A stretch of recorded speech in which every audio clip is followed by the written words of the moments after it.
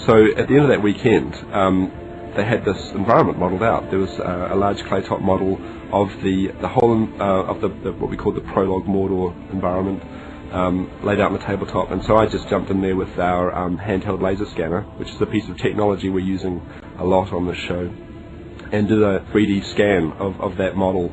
And that was really the starting point of our environment. This is the terrain model for a lot of the Prologue Mordor shots, and as you can see here, it's really favoured to specific camera points of view.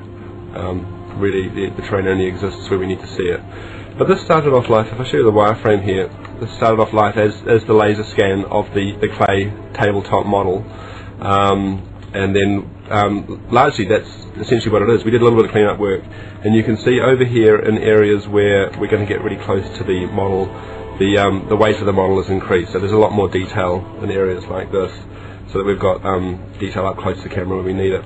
And if I actually switch over to the camera that we used when we were creating this shot, and go back to the first frame, there we go.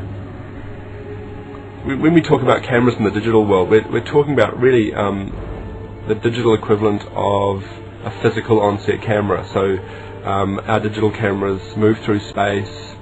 We can set up the equivalent of dolly shots and tracking shots. Of course, we're not limited by the physical constraints of moving a camera around on a set or on a location. We can put our cameras anywhere we like, way up high in the air, or right down close to the terrain. We've got that freedom. If the camera's moving extensively through the scene, then you can't create the environment with a 2D painting, because the lack of parallax in a 2D painting will reveal itself very quickly, and it'll just feel flat. Simple as that. So when the camera's really moving, we render a full 3D environment. This model is composed of over 230,000 individual polygon faces. If I zoom right in close, and you look at this triangle here, right in the middle of the screen, that's a single polygon face, and it's kind of the basic unit of detail. And the model is just composed of a whole lot of these 230-odd thousand, to be precise, carefully sculpted to create this shape.